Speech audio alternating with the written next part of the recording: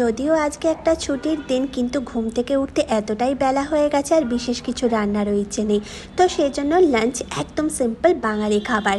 তো যাই হোক, এদিকে চালটা ধুয়ে ভাত বসিয়ে দিলাম, সাথে কয়েকটা আলুর টুকরো দিয়ে দিয়েছি।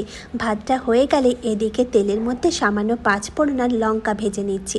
তারপরেই সেদ্ধ মুগের ডাল দিয়ে দিচ্ছি।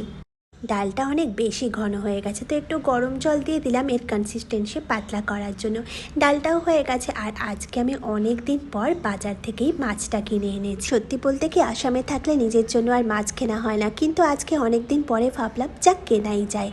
নুন, হলুদ আর এখানে একটু সামান্য কাশ্মীরি লাল লঙ্কার গুঁড়ো দিয়ে মাছটাকে মাখিয়ে নিয়ে সর্ষের তেলে বেশ লাল লাল করে ভেজে নেব।